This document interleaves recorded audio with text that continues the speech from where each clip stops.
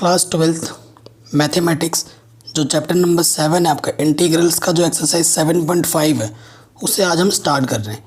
ठीक है, तो बहुत डिमांड के कारण आपके ये वीडियो में बना रहा हूँ, तो प्लीज़ इस वीडियो को हर लाइक शेयर ज़रूर करना और कमेंट ज़रूर करना। वीडियो को पूरा वॉच करना और सभी चैप्टर मैंने करा रखे हैं, लिंक्स में दे दूँगा डिस्क्रिप्शन पे या फिर आप प्लेलिस्ट ज़रूर चेक करना। जो हमारा टॉपिक है ये 7.5 एक्सरसाइज, ठीक है, टॉपिक क्या है वो मैं आपको बताना चाहता हूँ। इंटीग्रेशन बाय पार्शियल फ्रैक्शन, ठीक है, पार्शियल फ्रैक्शन करके हम कैसे इंटीग्रेशन कर सकते हैं वो मैं बताता हूँ। और उसके लिए आपके एनसीईआरटी में ये जो टेबल है ना, इसका बहुत इंपॉर्टेंट रोल है। इस टेबल को समझना बहुत ही ज़्यादा ज़रूरी है। अगर ये टेबल आपको ने ढंग से समझ ली ना, तो इंटीग्रेशन बाय पार्ट्स वाले क्वेश्चन आप यूँ चुटकियों में करेंगे हर एक क्वेश्चन, और बहुत ही सिंपल होते हैं। थोड़े बहुत कैलकुलेशन में आपको ध्यान देना है, बाकी क्वेश्चन बहुत आसान होते हैं। सो देखिए, जो भी इंटीग्रेशन आपका आएगा ना, इंटीग्रेशन पार्ट्स आप तभी लगा पाएंगे जब इंटीग्रेशन जो आपको गिवन होगा वो पी अपॉन क्यू की फॉर्म में गिवन होगा। देखो, something upon something, numerator upon denominator की फॉर्म में होगा। ठीक है, सो कई बच्चे न्यूमरेटर में कंफ्यूज हो जाते हैं। देखो, आपको न्यूमरेटर से कोई लेना देना नहीं है। हालांकि मेरा थोड़ा बताने का तरीका आपको डिफरेंट लग सकता है और टीचर के कंपैरिजन, बट मैं जो तरीका बता रहा हूँ वो समझने में ज़्यादा आसान होगा। ठीक है, क्योंकि वो कॉन्सेप्ट मैंने खुद अपने से लिंक किया है, बनाया है अपने एक्सपीरियंस से। ठीक है, सो आपको न्यूमरेटर से कोई लेना देना नहीं है, अभी आपको डिनोमिनेटर से लेना देना है। अगर डिनोमिनेटर में कोई दो फैक्टर आते हैं, लीनियर फैक्टर समझते हैं ना, जैसे कि ये देखो x माइनस ए एक्स माइनस बी। अगर यहाँ पर a और b क्या होना चाहिए, सेम नहीं होने चाहिए, डिफरेंट होने चाहिए, तो क्या होगा, उसे लिखा जाएगा a upon x minus A plus B upon x minus B. अब ये ज़रूरी नहीं है कि x माइनस ए को पहले ही लिखना है, आप बाद में भी लिख सकते हैं। आप x माइनस बी को पहले लिख सकते हैं a के अपॉन में, b अपॉन एक्स माइनस ए भी लिख सकते हैं, इट डजेंट मैटर। ठीक है, दो फैक्टर हैं तो दो आया है। ठीक है, अगर तीन फैक्टर होता तो क्या होता, देखो पहला वाला समझ लिया हमने, नीचे दो लीनियर फैक्टर थे। अब तीसरा वाला समझो, उसके बाद यहाँ पर तीन लीनियर फैक्टर हैं, तो यहाँ तीन हो गया, a upon x minus A plus B upon x minus B plus C upon x minus C. यहाँ तीन लीनियर फैक्टर है तो हमने ऐसे किया। अगर चार होते तो प्लस डी करके समथिंग दूसरा वाला भी मैं लिख देता हूँ। ठीक है, इसके आगे जो होता है लीनियर फैक्टर, तो दो होगा तो दो टर्म आएंगे, तीन होगा तो तीन टर्म आएगा, सी आ गया। चार होता तो चार टर्म आ जाता है, प्लस डी अपॉन समथिंग करके। क्लियर आया समझ में? उसके बाद देखो, यहाँ पर मैंने फिर से बोला है कि ऊपर लेने से हमें ऊपर वाले से कोई मतलब, नीचे वाले से मतलब है। यहाँ क्या देखो, एक्स माइनस ए का होल स्क्वायर है। यहाँ पर लीनियर फैक्टर है, लेकिन सेम टाइप के लीनियर फैक्टर है। This function can be written as X minus A into X minus A, है कि नहीं? लिख सकते हैं ना, ऊपर तो जो भी है P x plus Q. So this can be written as कि जो नॉर्मल फंक्शन है एक्स माइनस ए, वो तो ए के अपॉन में आएगा, उसका लीनियर फैक्टर आएगा, प्लस बी के अपॉन में एक्स माइनस ए का स्क्वायर आ जाएगा। ठीक है, अब आपके मन में और एक क्वेश्चन आ सकता है, सर अगर ऐसा होता तो हम कैसे लिखते? अगर सपोज करो इस फॉर्म में होता, एक्स माइनस ए का क्यूब अगर हो जाता, तो आप क्या करते हैं? तो हम क्या करते हैं, A upon x minus A plus B upon x minus A का whole square plus C upon x minus A का होल क्यूब, ऐसे लिख देते हैं हम। ठीक है, ये चीज़ आई समझ में? ये बहुत ज़रूरी है, इस टेबल को समझना बहुत ज़रूरी है। सीधे एक्सरसाइज में नहीं भाग रहे हैं हम, पहले इसको समझना ज़रूरी है।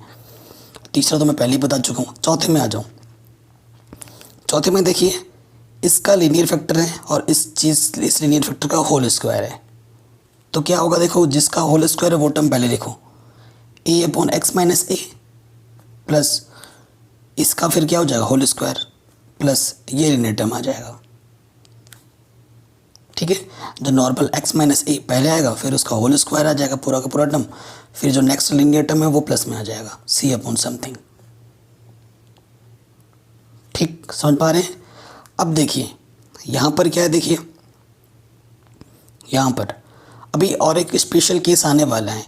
कुछ क्वेश्चन स्पेशल हैं इसमें, जैसे कि न्यूमरेटर और डिनोमिनेटर की जब डिग्री सेम होती है ना, तो हमें डिवाइड करना पड़ता है। ऐसे क्वेश्चन हम करेंगे, उसका अलग कॉन्सेप्ट है, वो अभी आएगा, वहाँ पर जब आएगा तो मैं बताऊँगा।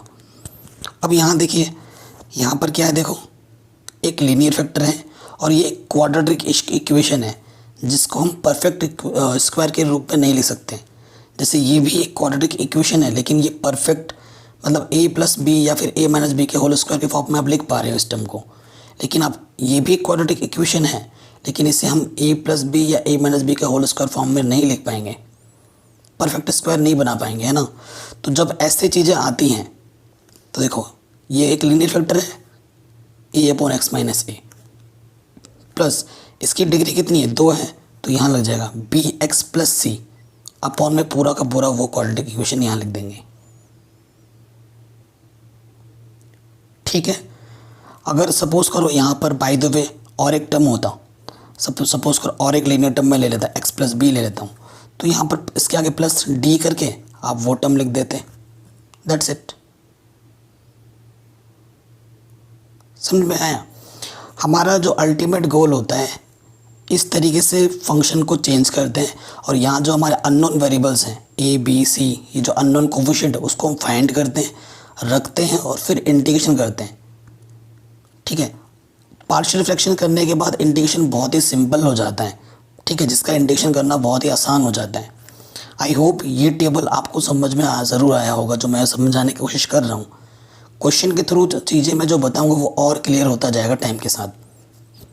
अच्छा होगा कि जो मैंने अभी बोला आपको, एक बार उसको आप और एक बार रिपीट करके देख लो। सो जो भी आपके मन में डाउट होगा ना वो दूर हो जाएगा, और क्वेश्चन जब करेंगे तो उसके साथ और दूर हो जाएगा।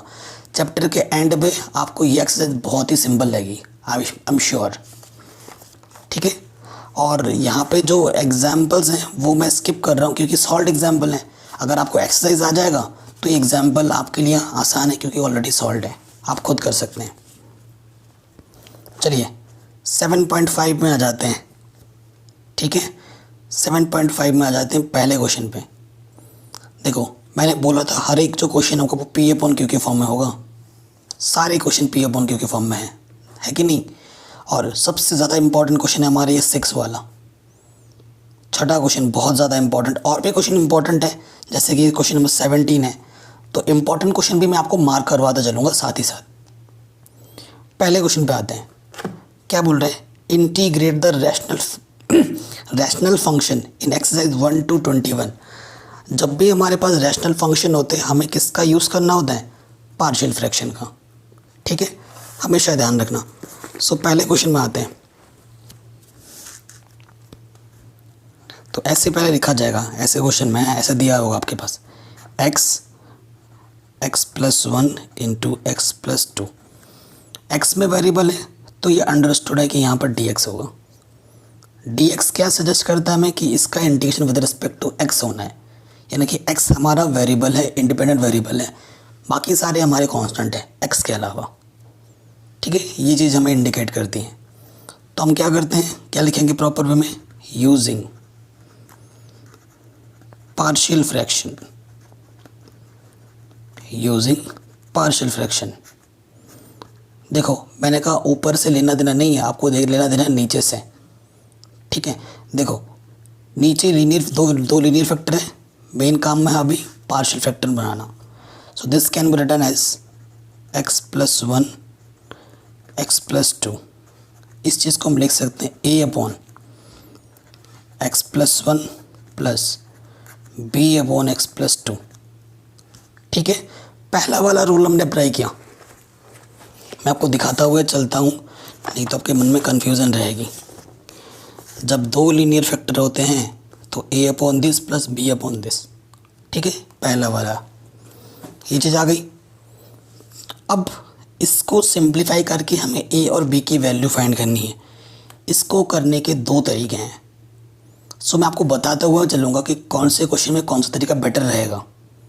ठीक है, जब लीनियर फैक्टर आपको दिख रहा है ना, जब लीनियर फैक्टर आपको दिख रहे हैं तो जो तरीका मैं बता रहा हूँ आपको वही तरीका एग्ज़ाम में भी फॉलो करना है, क्योंकि अभी सिंपल हो जाएगा। तो यहाँ क्या कर लोगे आप, इधर ले लोगे एलसीएम। थोड़ा आपको बोरिंग लग सकता है क्योंकि कैलकुलेशन है, वैसे तो बहुत आसान है, बस कैलकुलेशन के मार्क्स मिलते हैं आपको। इसकी मल्टीप्लाई इसके साथ और इधर इसकी मल्टीप्लाई इसके साथ, सिंपल। और इस तरफ हमारे क्या है, x+1 x+2। देखो इसके अपॉन में सेम है, इसके अपॉन में सेम है, कैंसिल आउट। तो हमारे पास क्या बचा,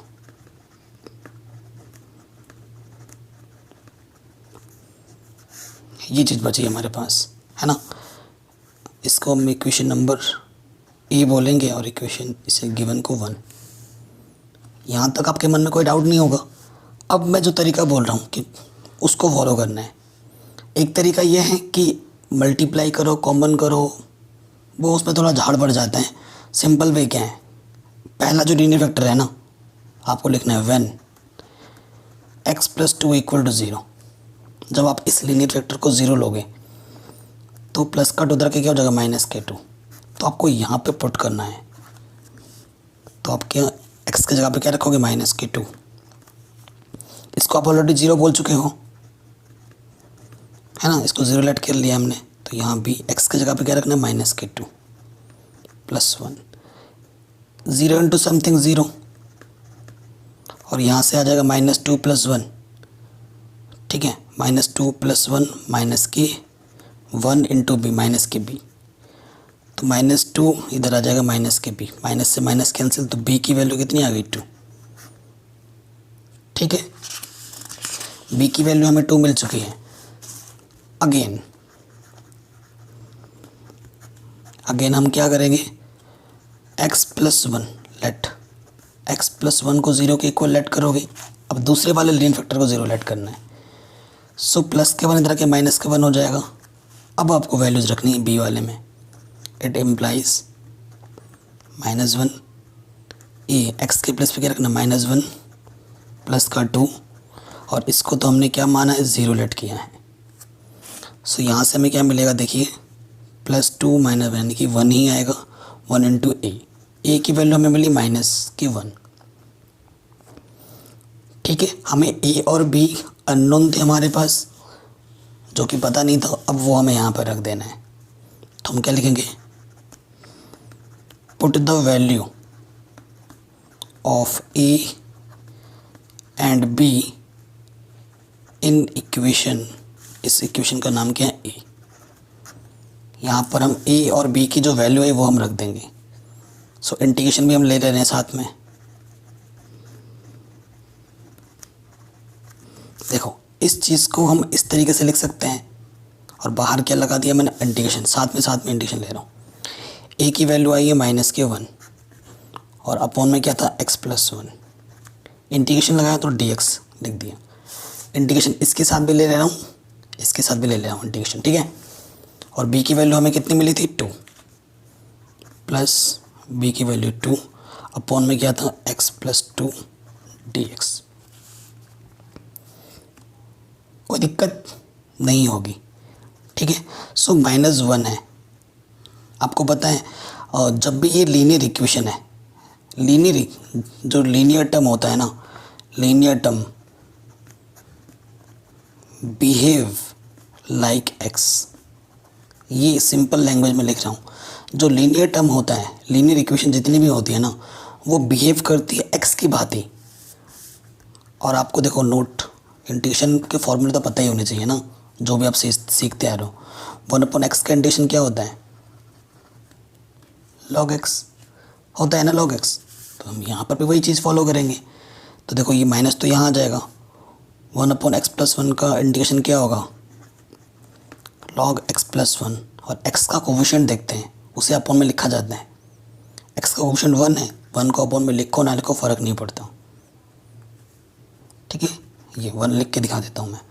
फिर यहाँ से 2 बाहर आ जाएगा, 1 बचेगा। 1/x+2 का इंटीग्रेशन क्या होगा, log x+2 अपॉन में 1। जब इंटीग्रेशन हो जाए तो हमें क्या करना होता है, इंटीग्रेशन हो जाने के बाद c ऐड करना होता है। सो देखो ये प्लस का है ना, इसको हम ढंग से ले लेते हैं, और ये माइनस का बाद में, +c। आपको 2 रूल पता होंगे। m log n क्या होता है, log n की पावर m, ठीक है। इसको हम ऐसे लिख सकते हैं, तो ये जो 2 है वो पावर में आ जाएगा यहाँ पर।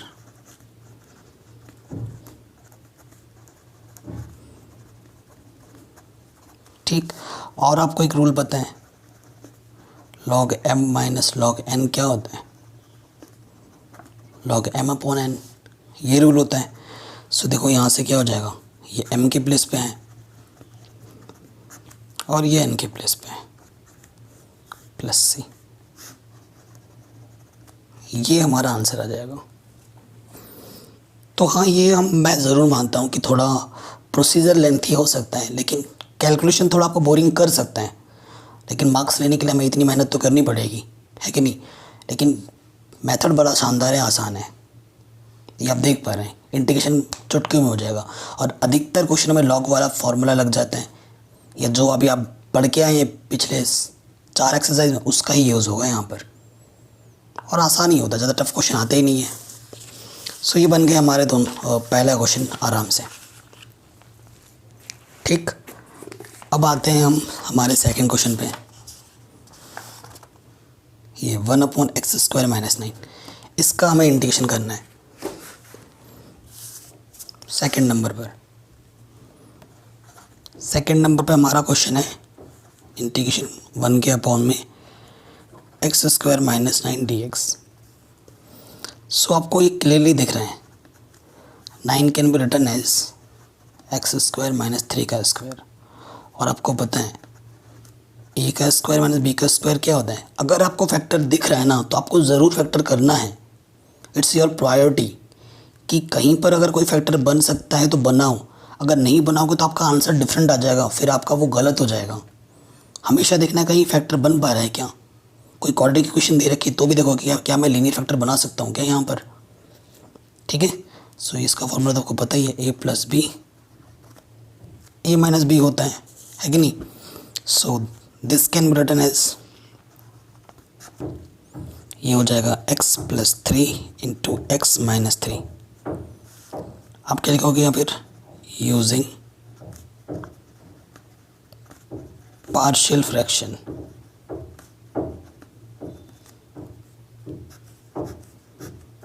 ठीक है, पार्शियल फ्रैक्शन dx नहीं लेना है, इतना टर्म लेना होता है हमें। 1 के अपॉन में क्या है, x + 3 × x - 3। ठीक है, so this can be written as e/x + 3 b/x - 3। ठीक है, तो बाकी अभी मैं मेथड बता चुका हूँ आपको, फिर क्या लेना है, एलसीएम इन दोनों का। इसकी मल्टीप्लाई इसके साथ, अरे यार माइनस लगेगा ना यहाँ पर, ये -3 है। ठीक है, इसकी मल्टीप्लाई इसके साथ, और इधर क्या है हमारे पास, x + 3 × x - 3, कैंसिल आउट। सो देखो यहाँ पे क्या बचा, 1 ax - 3 + bx + 3। वैसे ही कर रहे हैं जैसे अभी हमने क्वेश्चन किया था। फिर क्या करेंगे, व्हेन, इस लीनियर फैक्टर को 0 मानेंगे। सो x की वैल्यू इधर आके क्या हो जाएगी, +3। अब यहाँ पुट करोगे, इधर तो 1 है, x है ही नहीं जो वैल्यू हम रखें, इसको आपने 0 माना है, तो a × 0, x की जगह पे क्या रखना है, 3, तो यहाँ से आ जाएगा 6b, यानी कि b की वैल्यू आ जाएगी 1/6। ठीक है, कोई दिक्कत नहीं है। अगेन अब हम इसको लीनियर फैक्टर को 0 मानेंगे,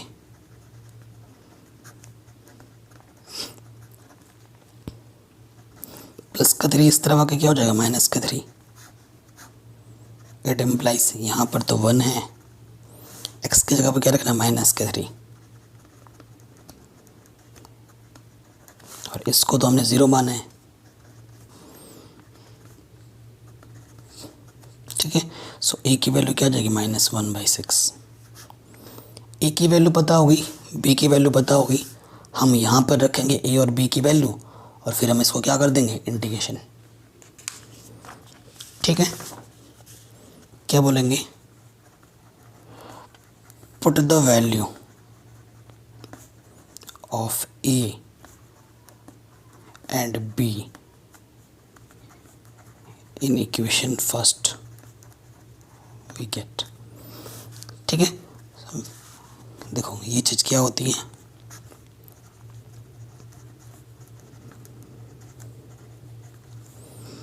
देखो ए की वैल्यू रखेंगे, मैं इंटीग्रेशन भी साथ ही ले रहा हूँ। ए की वैल्यू कितनी है हमारे पास, -1/6 ए की वैल्यू, ए की वैल्यू -1/6 अपॉन में क्या था x+3 dx। बी की वैल्यू भी 1/6 लेकिन प्लस में है और अपॉन में है x-3। ठीक है, अब देखो इसको लिख सकते हैं -1/6 बाहर आ गया, 1/x+3 dx। फिर से ये 1/6 बाहर आ गया, 1/x-3 dx। लीनियर x की तरह बिहेव करेगा, मतलब 1/x का इंटीग्रेशन log x होता है। यहाँ पर भी हम वही फॉर्मूला यूज़ करेंगे, तो यहाँ से आ जाएगा log x+3 1/6 log x-3। Integration हो जाने के बाद c ऐड कर दो। देखो यहाँ पर तो हम आंसर छोड़ सकते हैं, लेकिन आंसर अगर आपको यहाँ नहीं छोड़ना है तो और भी सॉल्व कर सकते हो, जैसे कि 1/6 कॉमन ले लो। जब 1/6 कॉमन लेंगे तो ये प्लस का पहले लिखते हैं और ये माइनस का बाद में। log m minus log n क्या होता है, log m/n।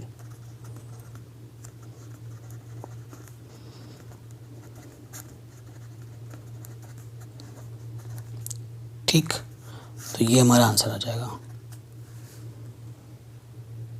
कोई दिक्कत नहीं होनी चाहिए आपको, आराम से हो गया ये क्वेश्चन भी। ऐसे ही अब नेक्स्ट क्वेश्चन पे आएंगे हम। क्वेश्चन नंबर 3, इसमें 3 लीनियर फैक्टर हैं, 1 2 3। बाकी तरीका वही है जैसा अभी तक हम करते आए हैं। अब की बार हमें क्वेश्चन में दे रखा है 3x-1 dx अपॉन में है x-1 x-2 x-3। ठीक है, फिर से वही लिखेंगे, using partial fraction. 3 linear factor हैं, सो इसको कैसे लिखा जाएगा, देखिए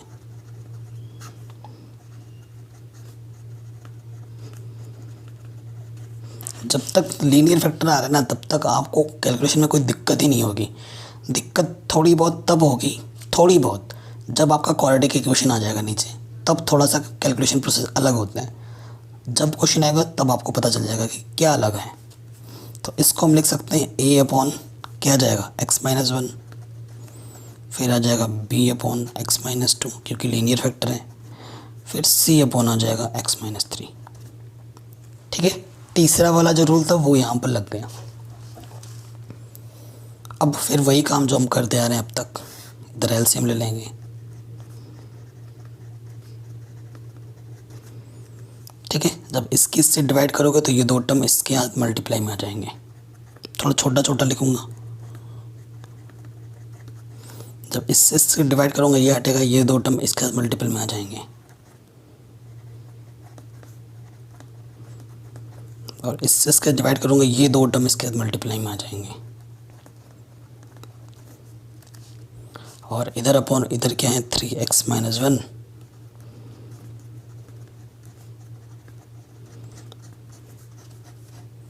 कैंसिल आउट।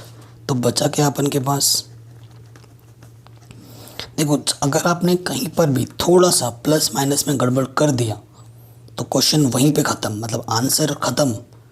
सो आपको जब भी क्वेश्चन करना है तो आपको फुल कॉन्सेंट्रेशन के साथ सॉल्व करना है, क्योंकि मैथ्स में इधर से उधर हुआ थोड़ा बहुत तो आपका आंसर डिफरेंट आएगा। ठीक है, हो सकता है कि मैं जब आपको क्वेश्चन कर रहा हूँ तो मेरे से भी कहीं कहीं गलती हो जाए, क्योंकि गलती जब हम ऑफलाइन में पढ़ाते हैं तो बच्चे हमें टोक देते हैं, सर आपने यहाँ गलती कर दी। बट हम फ्लो में जब पढ़ाते हैं तो थोड़ी बहुत जो माइनर मिस्टेक होती है वो हमसे छूट जाती है। तो कैलकुलेशन पार्ट तो आप खुद भी कर सकते हैं। मेन हमारा जो काम होता है आपको कॉन्सेप्ट समझाना, क्वेश्चन को समझाना, मैं सब सही बताता हूँ। मैं एक्सेप्ट करता हूँ कि मैं कभी कभी किसी क्वेश्चन में थोड़ा बहुत गलती हो जाता है, उसी वजह से आंसर थोड़ा गड़बड़ आ सकता है। तो अगर कहीं पर हो जाए उसके लिए आई एम सॉरी। उस चीज़ को इग्नोर करना और बाकी चीज़ों पे फोकस करना।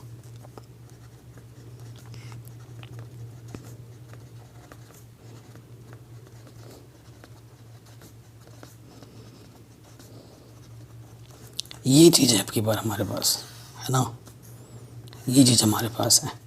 अब आप बोलेंगे सर इतना लंबा चौड़ा, अब हम कैसे निकालें ABC?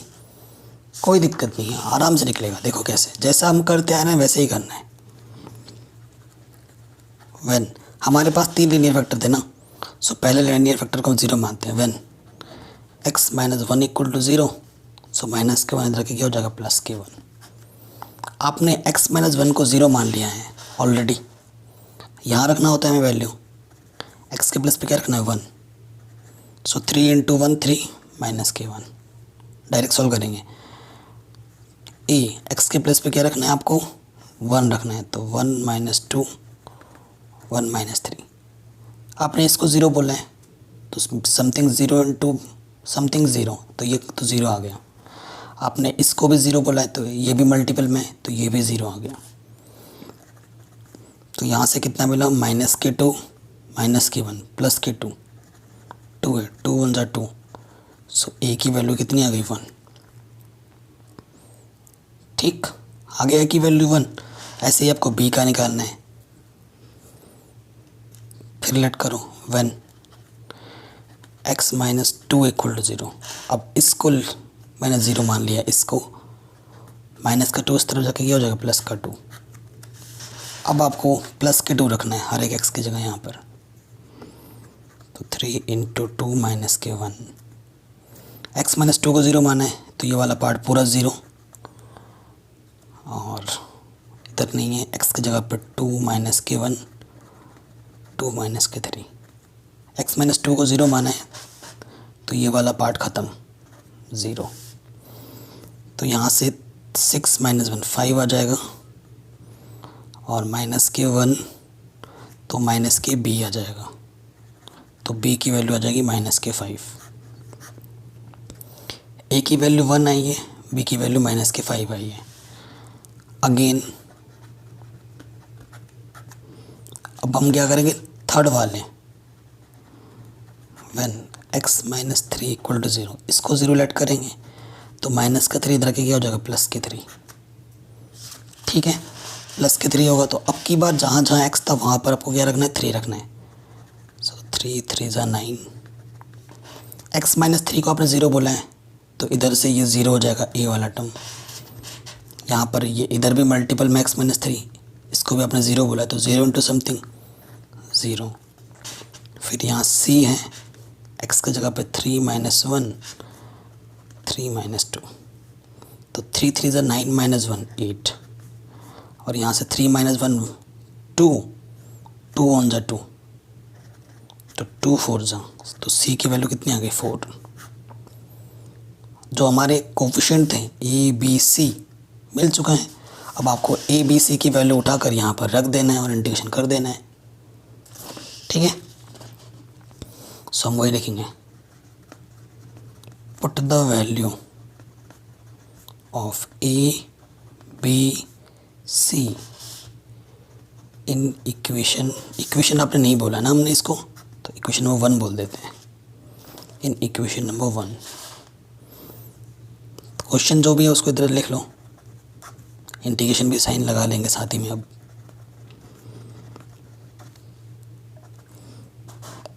a की वैल्यू कितनी आई है, 1। इंटीग्रेशन इधर लगाया तो इधर भी लगा लो, 1 अपॉन में कितना था, x - 1 dx। फिर आया b हमें कितना मिला था, -5। एक साथ बाहर उतार लेते हैं इसको, 1 के अपॉन में क्या है फिर, x - 2 dx। और c हमें कितना मिला था, 4, यहाँ रखना है, तो c भी एक साथ बाहर निकाल लेते हैं, 4, तो 1/x - 3 dx। लीनियर 1/x की तरह बिहेव करेगा, और 1/x का इंटीग्रेशन क्या होता है, log x। तो इधर क्या हो जाएगा, log, देखो वैसे तो मॉडुलस के अंदर लिखा जाता है, और मैं मॉडुलस के अंदर लिखा जाता है एक्स, 1/x का इंटेंशन क्या होता है, लॉग मॉडुलस एक्स। मॉडुलस का मतलब क्या होता है, कोई भी क्वांटिटी नेगेटिव में हो पॉजिटिव में हो वो लिखा जाएगा पॉजिटिव में, ठीक है। तो मैं जनरली सिंपल में x-1 ही लिख देता हूँ, वैसे मॉडुलस के अंदर लिखना चाहिए, मेरी हैबिट हो चुकी है। तो आप चाहो तो मॉडुलस लगा लेना, यहाँ से भी आ जाएगा log x-2 मॉडुलस के अंदर, यहाँ आ जाएगा 4 बाहर था log ये चीज़, इंटीग्रेशन ख़त्म, c जोड़ दो, यहीं पे अब की बार मैं आंसर छोड़ दे रहा हूँ। तो ये मेरा रिक्वायर्ड आंसर है, ठीक है। क्वेश्चन नंबर 3 भी ख़त्म हो गया हमारा। अब क्वेश्चन नंबर 3 की तरह डिक्टो, एकदम डिक्टो क्वेश्चन नंबर 4 है, और क्वेश्चन नंबर एकदम 3 की तरह डिक्टो होने की वजह से मैं 4 को मैं नहीं करूँगा, ठीक है। इसे आपको खुद करना है, चौथे नंबर को आप खुद देखो, तीसरे और चौथे में कोई डिफरेंस दिख रहा है आपको, बस लीनियर फैक्टर में डिफरेंस है। यहाँ x-1 x-2 3 था, यहाँ 1 2 3 है, बस ऊपर में थोड़ा सा डिफरेंट कर दिया है x, ठीक है, बाकी कोई डिफरेंस नहीं है। तो ये वाला 4th नंबर का क्वेश्चन मैं नहीं कर रहा हूँ, इससे आपको खुद से ट्राई करना है। एक क्वेश्चन में जब आप जब ट्राई करोगे ना, सो आपको भी पता लगेगा कि हाँ मैं कर पा रहा हूँ, मैंने सीखा है कुछ, मुझसे हो पा रहे हैं क्वेश्चन, ठीक है। So question number 4 is your homework, clear हो जाएगा। अब देखो इन सभी क्वेश्चन में, देखो 5वें क्वेश्चन में आ जाओ। अब ये ज़बरदस्त क्वेश्चन आ गया 5वां, ठीक है। चौथा क्वेश्चन कर लोगे ना, चौथा क्वेश्चन ज़रूर कर लेना प्लीज़, तीसरे वाले की देर होगा बिल्कुल। 5वें क्वेश्चन में देखिए, ऊपर लीनियर है, ऊपर से लेना देना नहीं, मेरे को नीचे देखना है, नीचे दिख रहा है मेरे को क्वाड्रेटिक इक्वेशन, ठीक है। अब मैं सोचूंगा क्या मैं इस क्वाड्रेटिक इक्वेशन का कोई फैक्टर बना सकता हूँ। मैंने आपको स्टार्टिंग पे ही बोला है, हमेशा कोशिश करनी है कि आप क्या फैक्टर बना पाएंगे या नहीं बना पाएंगे नीचे वाले में। सो कोशिश करके देखते हैं, क्या पता फैक्टर बन जाए, बन जाएगा तो बहुत बढ़िया हो जाएगा। चलो क्वेश्चन करते हैं 5वां।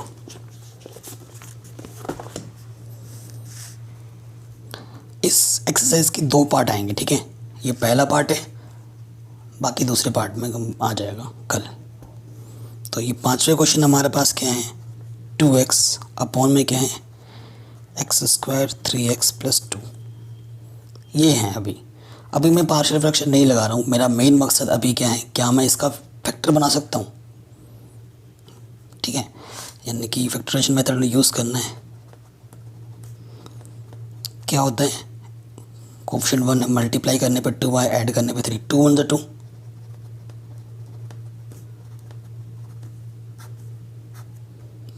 ठीक है। इधर से क्या कॉमन है x, इधर से कुछ कॉमन ही नहीं है, तो जो 2 बार आता है उसको एक बार लिखते हैं, और जो आपने कॉमन निकाला उसको नेक्स्ट ब्रैकेट में। अरे भाई फैक्टर बन गया हमारा, ठीक है। सो देखा फैक्टर बन गया, हमारे काम बड़ा आसान हो गया। So this function can be written as like this, x+1 x+2 dx। काम आसान हो गया हमारा। अब आप सिंप्लीफाई करके आराम से इसको सॉल्व कर सकते हैं कि नहीं कर सकते, बिल्कुल कर सकते हैं। सो अब क्या लिखेंगे, यूजिंग पार्शियल फ्रैक्शन, तो ये इधर आ जाएगा 2x अपॉन में, तो क्या आ जाएगा, 2 लीनियर फैक्टर हैं, a/x+1 b/x+2, ठीक है। अब हम सॉल्व करते हैं इसको, फिर से वही एलसीएम ले लो,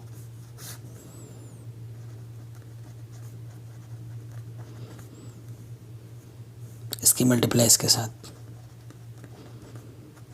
इसकी मल्टीप्लाई इसके साथ,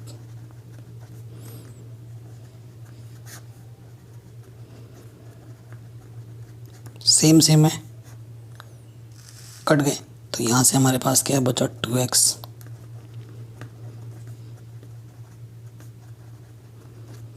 ये चीज़, ठीक है। ये चीज़ आई। अब आपको पता ही हम क्या करते हैं इसके बाद नेक्स्ट स्टेप में, इसे 1 इसे 2 मानते हैं, इसलिए फैक्टर के बाद 0 मानना है और एक बार इसको 0 मानना है। तो व्हेन x + 1 = 0, किसी को भी 0 पहले मान सकते हो, ज़रूरी नहीं कि इसको ही पहले मानना है या इसको बाद में मानना है, किसी को भी पहले मान सकते हैं। तो +k1 उधर के क्या होगा -k1, तो इस हिसाब से क्या हो जाएगा 2 × -k1, ठीक है। ए की जगह पे क्या रखना -k1 रख दिया, x की जगह पे -1, b और इसको अपने क्या माना है 0, -k2 e। सो ए की वैल्यू हमारे पास कितनी आ गई -k2, कोई दिक्कत नहीं है। अगेन x + 1 को 0 माना था, अब की बार किसको माना x + 2 को। व्हेन x + 2 = 0, +k2 इस तरफ आके क्या हो जाएगा -k2, ठीक है। अब ये वैल्यूज़ यहाँ रखनी है। तो देखो x + 2 को आपने 0 बोल दिया है, 0 हो जाएगा, और x की जगह पे आपको क्या रखना है -k2। सो यहाँ से -k4, यहाँ से आ जाएगा -kb, तो b की वैल्यू क्या आ जाएगी 4। अब a और b की वैल्यू यहाँ रख देना है और उसके बाद इंटीग्रेशन कर देना है, ठीक है। सो हम क्या करेंगे,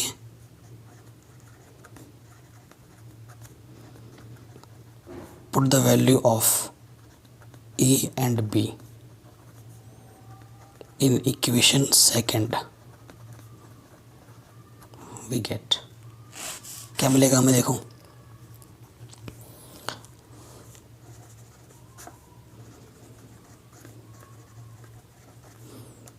ठीक है। a की वैल्यू हमें कितनी मिली थी -k2, तो हम यहाँ रख देंगे, -2 मिली है ना कांस्टेंट, जब कांस्टेंट मिल रहा है तो एक साथ बाहर लिख देते हैं, अंदर 1 लिख देते हैं और अपॉन में क्या है x + 1, साथ ही मैं इंटीग्रेशन भी कर दे रहा हूँ, एक ही स्टेप में सब हो जा रहा है। प्लस b की वैल्यू हमें कितने मिली है 4, तो 4 कांस्टेंट है, बाहर निकालो, ऊपर 1 बचेगा, नीचे क्या है x + 2, नीचे लीनियर फैक्टर है, 1/x की तरह बिहेव करेगा, और 1/x का इंटीग्रेशन क्या होता है log x फार्मूला, तो ये होगा 2 log x + 1 4 log x + 2, ठीक है।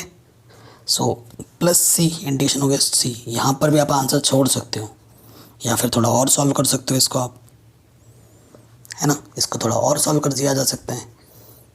कैसे, ये -2 इधर पावर में आ जाएगा, ये प्लस इधर पावर में आ जाएगा, तो उतना करने की ज़रूरत नहीं, यहीं पर छोड़ दो, ज़्यादा बेहतर होगा।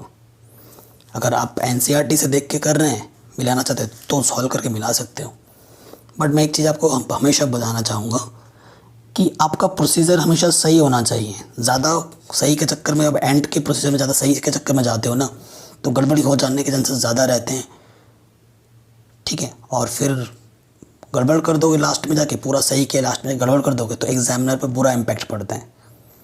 और आप अभी आंसर NCERT से मैच कर सकते हो पीछे देख देख के, लेकिन आपके एग्ज़ाम में जो क्वेश्चन आएगा उसका आंसर आपको नहीं दिया होगा, तब क्या मैच करोगे पीछे देख देख के, है ना। सो आंसर मैच करना तब ज़रूरी होता है जब हमें क्वेश्चन को कुछ प्रूव करना है, तो हमें आंसर को तो लाना ही लाना है। वैसा जब हमें आंसर पता नहीं है तो हमें अपने प्रोसीजर पे ज़्यादा फोकस करना होता है, ठीक है। ये मेरा कहने का मतलब है। तो ये क्वेश्चन हो गया। क्वेश्चन नंबर जो 6 आ रहा है अब, the most important question of this exercise, one of the most important question, ठीक है। इस पर हमें ज़्यादा फोकस करना है। अब इस क्वेश्चन में खासियत क्या है वो मैं आपको बताता हूँ, किस वजह से खास है, और आपको जो चीज़ इस क्वेश्चन में मैं नोटिस करने के लिए बोल रहा हूँ वो क्वेश्चन, उस चीज़ को आपको हर क्वेश्चन में नोट करना है। क्वेश्चन नंबर 6 क्या है, 1 - x² x 1 - 2x dx। आप बोलोगे सर 2 लीनियर फैक्टर दिख रहे हैं नीचे, ये दिख रहा होगा, A upon something B upon something लगा दो सर, हो जाएगा। मैं कहूँगा नहीं, हम नहीं लगा सकते ऐसा।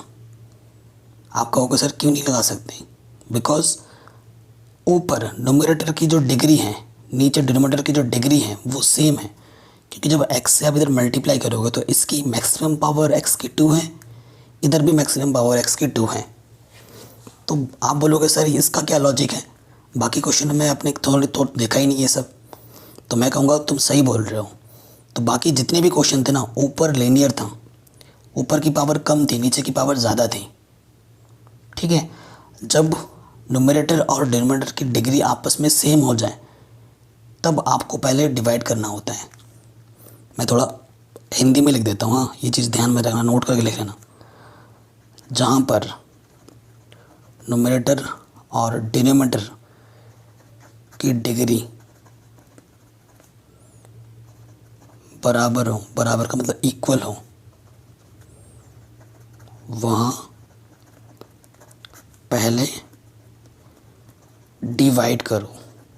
ठीक है, आम भाषा में ये नोट आप अपने नोट में लिख लेना, आपको हमेशा याद रहेगा। तो हमें यहाँ पे सबसे पहले क्या करना पड़ेगा, डिवाइड करना पड़ेगा। सो डिवाइड करेंगे, देखो कैसे हमें डिवाइड करना है, x माइनस के 2x स्क्वायर से डिवाइड करना है 1 माइनस एक्स स्क्वायर में। यानी कि इसको ढंग से अगर लिखा जाए,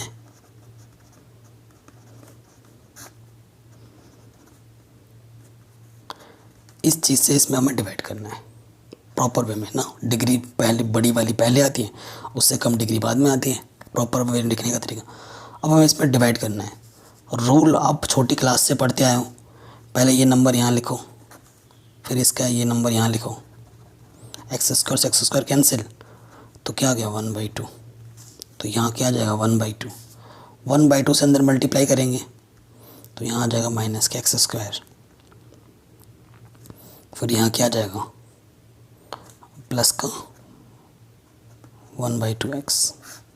माइनस करने पे साइन चेंज होता है, इससे ये कैंसिल आउट, ये आ गया माइनस के x/2 और यहाँ से प्लस का 1। ये हमारा क्या जाएगा, रिमाइंडर। हम और डिवाइड नहीं कर सकते, क्यों? क्योंकि इसकी डिग्री छोटी है, इसकी डिग्री बड़ी है, और डिवाइड नहीं जाएगा इसका। ठीक है, so this function can be written as, किस तरीके से देखो, सो फ्रॉम फर्स्ट यहाँ क्या है 1/x square x 1 minus 2x। इसको हम कैसे लिख सकते हैं, इसको आपने किया ना, कितनी बार डिवाइड किया, कितनी बार डिवाइड किया 1/2 टाइम्स। जो डिवाइड जाता है वो यहाँ लिखते हैं, जो डिवाइड जाता है वो यहाँ लिखते हैं। कितनी बार गया 1/2 टाइम, प्लस फिर क्या, जो रिमाइंडर बचता है वो ऊपर आता है, और जिससे आप डिवाइड कर रहे हैं डिविडेंड नीचे आता है, जिससे आप डिवाइड कर रहे हैं वो नीचे आता है। और ये यहाँ पर आपका आता है कोशेंट प्रॉपर। अगर मैं बताऊँ तो कोशेंट हमारा कितना था 1/2, रिमाइंडर हमारा था 1 माइनस x/2, प्रॉपर वे में लिख दे रहा हूँ, और जिससे हम डिवाइड कर रहे थे वो ये था, ये था, यानी कि ये था, यानी कि x 1 माइनस 2x, ये था हमारे पास। ठीक, ओके। सो देखिए, अगर हम देखें प्रॉपर, इसको थोड़ा सिंप्लीफाई करो, 2 माइनस के x डिवाइडेड बाई 2 अपॉन में कितना है, ये चीज़, और थोड़ा सिंप्लीफाई करते हैं। सो यहाँ से आ जा रहा है हमारे पास 2 माइनस एक्स 1/2, नीचे x इंटू 1 माइनस 2x। ठीक है, यही आ रहा है हमारे पास। अब देखो, अगर इंटीग्रेशन करना है हमें, इंटीग्रेशन करना है ना इसका, हमें क्वेश्चन बहुत इंपॉर्टेंट है। तो इधर भी इंटीग्रेशन होगा, इसका भी इंटीग्रेशन होगा, इसका भी इंटीग्रेशन होगा, dx कांस्टेंट टर्म है, ये तो बड़ा आसान हो गया, 1/2 बाहर आ जाएगा, dx का इंटीग्रेशन x हो जाएगा। बात यहाँ आके रुक गई, तो इसको मैं I1 बोल दूँगा। अब सारा काम मेरे को यहाँ करना है। ये फिर से एक रैशनल फंक्शन है, ऊपर की जो डिग्री है वो 1 है, नीचे वाले की डिग्री ज़्यादा है। अब यहाँ पर हमें पार्शियल फ्रैक्शन लगाना है, इस वाले को पार्शियल फ्रैक्शन से सॉल्व करना है। ठीक है, I1 लेके चल रहे हैं, इसको हमें इंटीग्रेशन करना है। पहले कांस्टेंट टर्म से अभी मतलब नहीं है, आप चाहो तो कांस्टेंट टर्म को वहीं छोड़ दो, हमें बस इससे मतलब है, बाकी चीज़ों से कांस्टेंट टर्म को मत लेना, कांस्टेंट टर्म को वही रखो आप। ठीक है, कांस्टेंट टर्म को लेके चलोगे आपका झमेला और बढ़ जाएगा, तो कांस्टेंट टर्म नहीं लेना, वहीं पे छोड़ दिया। 1/2 हमारा वही है, हमें वेरिएबल से मतलब है। इंटीग्रेशन वेरिएबल्स का होता है, कांस्टेंट टर्म तो बाहर आ जाते हैं। अब using partial fraction,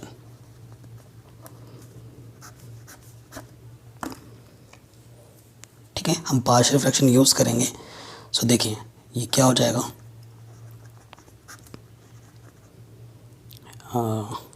x into में 1 - 2x है ना, ये दो लीनियर फैक्टर हैं, तो हमारा क्या आ जाएगा a/x दूसरा प्लस b/1 - 2x।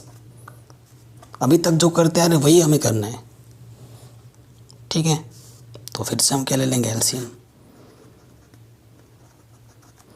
इसकी मल्टीप्लाई इसके साथ, इसकी मल्टीप्लाई इसके साथ,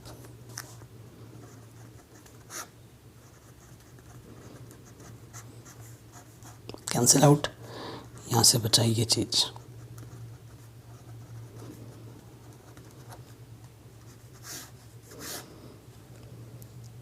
ठीक, अब आपको क्या करना है, एक बार इस लीनियर को फैक्टर को 0 मानना है, एक बार इसको इस लीनियर फैक्टर को 0 मानना है। व्हेन x = 0, पहले वाले को 0 मानेंगे तो यहाँ से क्या हो जाएगा, 2 माइनस के 0, a 1 - 2 इंटू 0 0, b इंटू 0, तो यहाँ आ जाएगा 2, यहाँ आ जाएगा a की वैल्यू 2 आ गई। ठीक है, a की वैल्यू हमारी 2 आ गई। अब देखिए अगेन इसको 0 मानेंगे अब हम, when 1 - 2x = 0, so 2x = 1, x की वैल्यू आ गई 1/2। अब हमें यहाँ रखना है, तो 2x की जगह पे 1/2, इसको 0 माना हमने, तो a इंटू 0, b x की जगह पे 1/2, तो 2 × 2 = 4 माइनस के 1/2, यहाँ से आ जाएगा b/2, तो यह आ जाएगा 3/2, b/2, 2 से 2 कैंसिल, b की वैल्यू 3। ठीक है, सो b की वैल्यू और a की वैल्यू हम यहाँ रख देंगे और I1 को सॉल्व कर लेंगे। इसे हम इक्वेशन नंबर 2 बोलते हैं। सो फ्रॉम सेकेंड,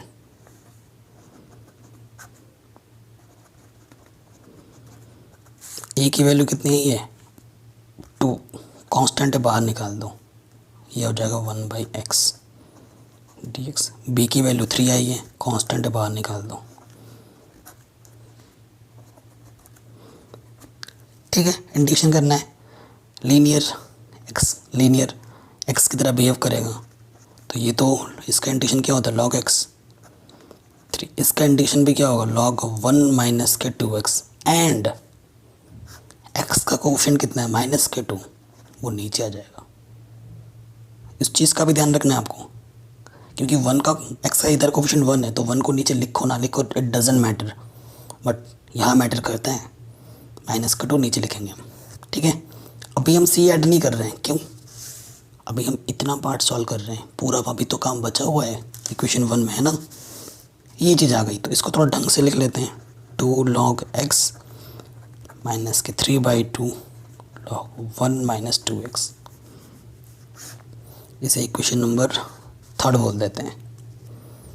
अब इतना पार्ट तो हमने सॉल्व कर दिया, अब ऑल वैल्यूज़ को इक्वेशन नंबर 1 में पुट कर दो। ठीक है, सो अब हम क्या करेंगे, now from first integration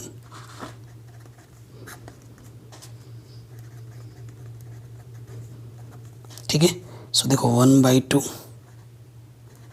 dx और ये था 1/2 ये चीज़। इक्वेशन फर्स्ट को हम ढंग से लिख रहे हैं, ये चीज़ था ठीक। अब इतना पार्ट अभी आपने इंटीग्रेशन किया है, ये चीज़ मैं उठा कर सीधा यहाँ रख दूंगा, काम ख़त्म। 1/2 dx का इंटीग्रेशन क्या होता है, x। छोटे फॉर्मूला है, dx का इंटीग्रेशन x होता है 1/2। अब इसका इंटीग्रेशन जस्ट आपने अभी किया है, ये ब्रैकेट लगा के वैल्यू पुटअप कर दो।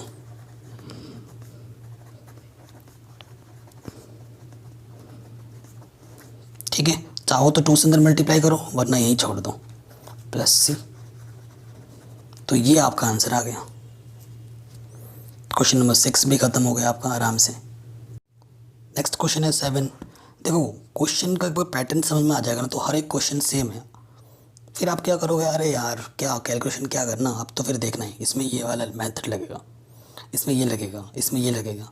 बाकी इंटीग्रेशन बहुत आसान हो जाते हैं। थोड़ा बहुत जो मेहनत होता है ना, वो आपको कोफिशिएंट फाइंड करने के लिए लगाना पड़ता है, ABCD जो भी आपके होते हैं। क्वेश्चन नंबर 7 आपका इम्पोर्टेंट है, 6 भी इम्पोर्टेंट था, 7 भी इम्पोर्टेंट है।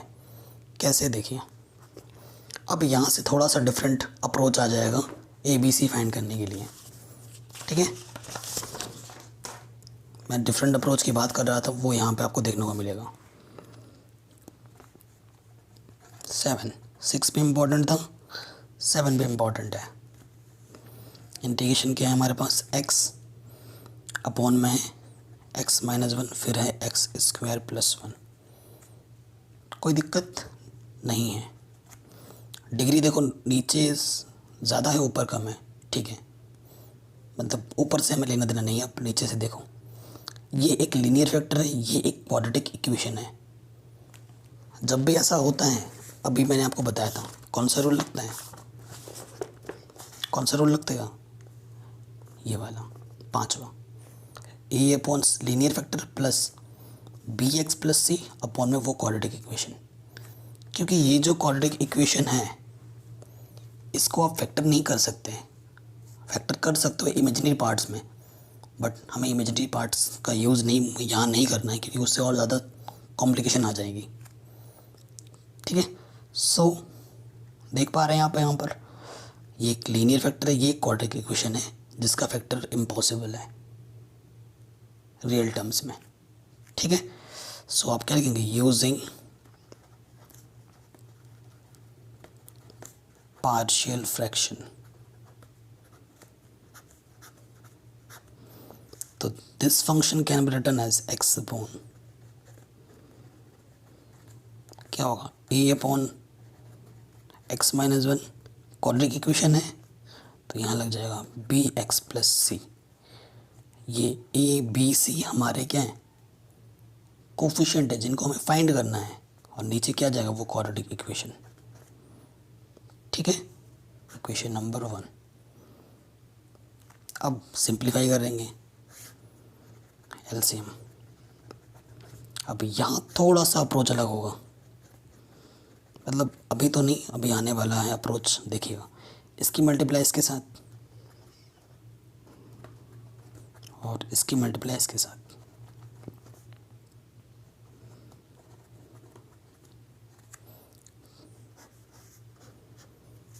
बचा क्या हमारे पास,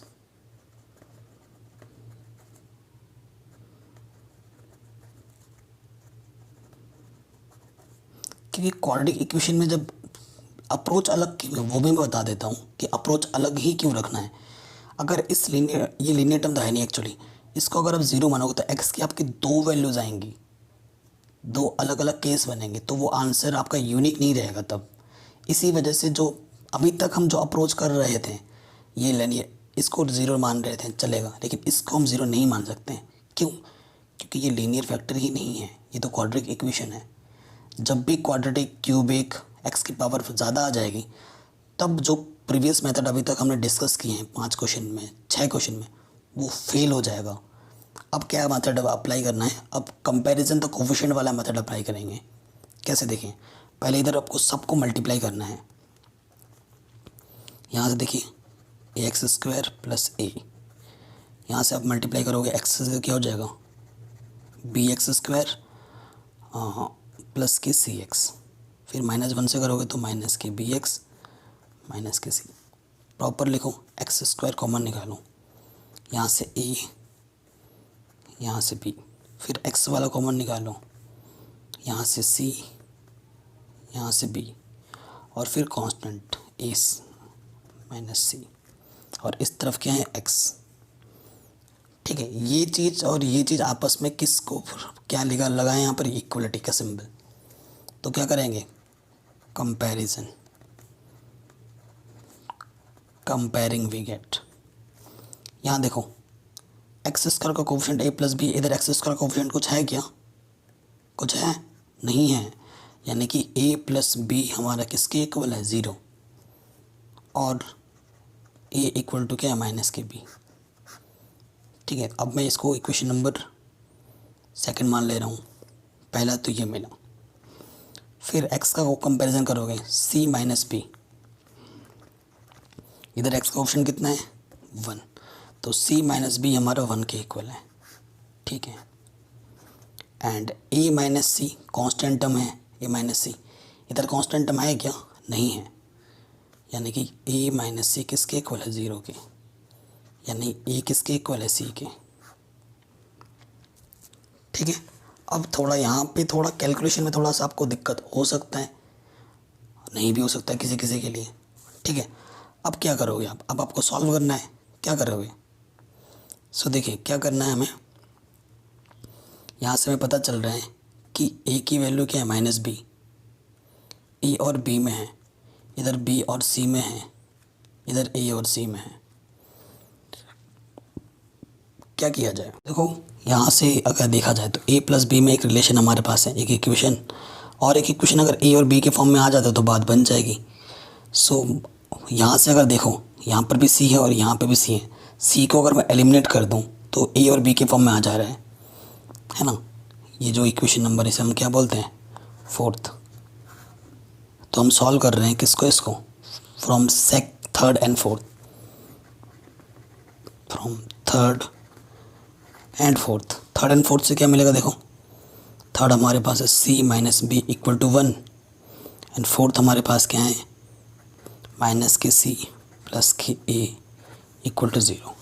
अपोजिट साइन है, ऐड करेंगे, कैंसिल, a माइनस के b बराबर 1। इक्वेशन नंबर इसको मैं 5 बोल देता हूँ। 5 को और सेकंड को, क्योंकि ये चीज़ यही है, सॉल्व करते हैं, है ना। चलो नेक्स्ट पेज में करते हैं। फ्रॉम, ऐसे आपको करना पड़ेगा, ठीक है ना। फ्रॉम सेकंड एंड फिफ्थ, ठीक है, from second and fifth. Second क्या था हमारे पास a plus B equal to 0, and fifth हमारे पास क्या था a minus B equal to 1। ठीक है, ऐड करेंगे, cancel out, 2a equals to 1, तो a की वैल्यू आ गई 1/2। मज़ा आ गया, और रिलेशन आपको पहले ही पता है, since a equal to minus के b, यानी कि b इक्वल्स टू क्या हो जाएगा माइनस के a, यानी कि a की वैल्यू हम यहाँ रख देंगे, तो b की वैल्यू क्या आ जाएगी माइनस के 1/2। a भी मिल गया, b भी मिल गया, अब हमें c निकालना है। तो देखो जो a की वैल्यू है वही c की वैल्यू है, since a equals to c, तो c की वैल्यू भी क्या आ जाएगी 1/2, a की वैल्यू 1/2 थी। ठीक है, तो a b c तीनों हमें पता चल गए। अब हमें इन तीनों की वैल्यू उठा के कहाँ रख देना है, इक्वेशन नंबर 1 में। तो हम लिखेंगे पुट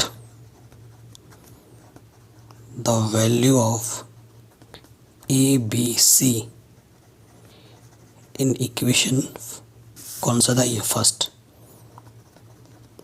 वी गेट, इंटीग्रेशन का सिंबल है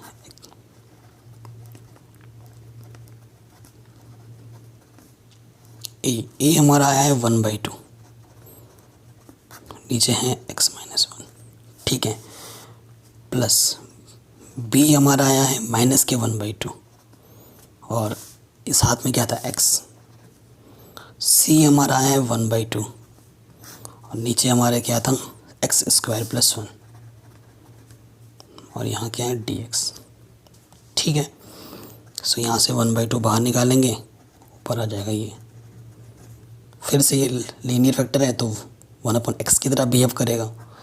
यहाँ से देखिए 1/2 कांस्टेंट है कॉमन, तो यहाँ से क्या बचेगा, यहाँ से हमारा आ जाएगा, गड़बड़ तो नहीं हुआ है, b की वैल्यू -1/2 ठीक तो है।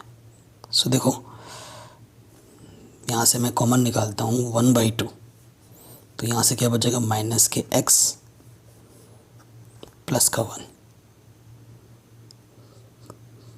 ठीक है, ये चीज़ आ गई हमारे पास। और अपोन में क्या है x² + 1।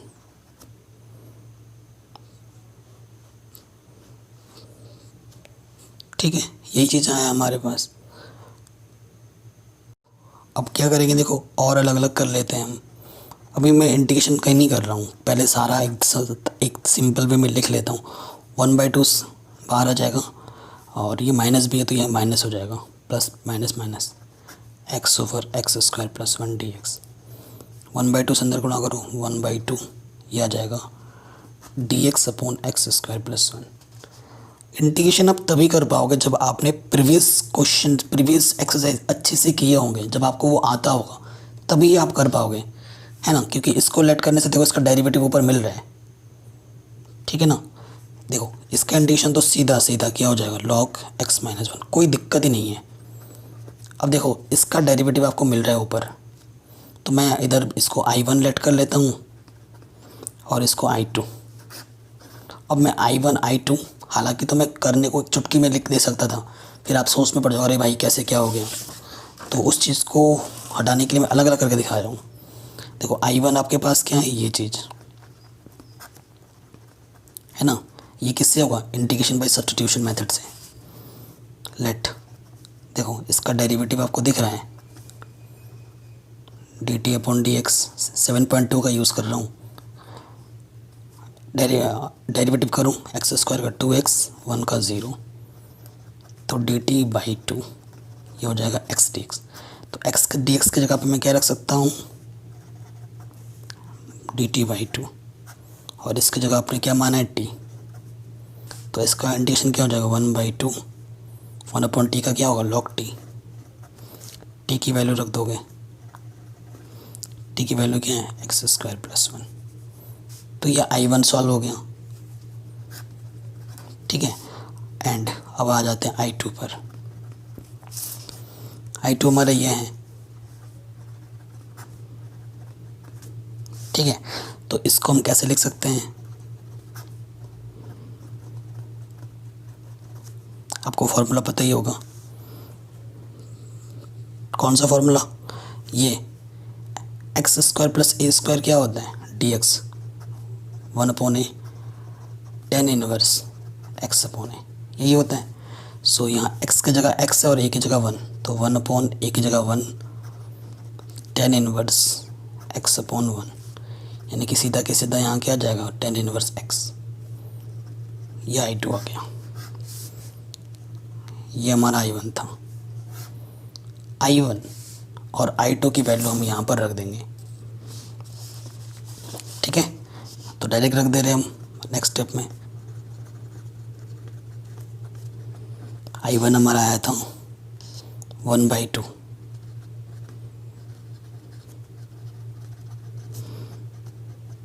और यह है हमारा I2 tan inverse x। Integration हो गया +c आंसर, ठीक है। तो आज के इस वीडियो में हमने कॉन्सेप्ट को अच्छी तरीके से जाना है, ज़्यादा नहीं करा रहा हूँ, और क्वेश्चन नंबर 1 से लेकर 7 तक सॉल्व किया है डिटेल में, ठीक है। आई होप इतना जितना मैंने बताया आज, अगर इतना ही आप सीख के इन क्वेश्चनों को दोबारा रिवाइज कर लेते हो ना, तो बाकी क्वेश्चन आप आराम से कर सकते हो, ठीक है। सो नेक्स्ट वीडियो में क्वेश्चन नंबर 8 से स्टार्ट करेंगे, ठीक है। 8, 9, 10 बाकी जितने भी बचे हुए हैं वो एक ही वीडियो में कवर कर लेंगे हम, ठीक है। अगर वीडियो अच्छी लगी हो तो प्लीज़ लाइक शेयर ज़रूर करना। Thank you.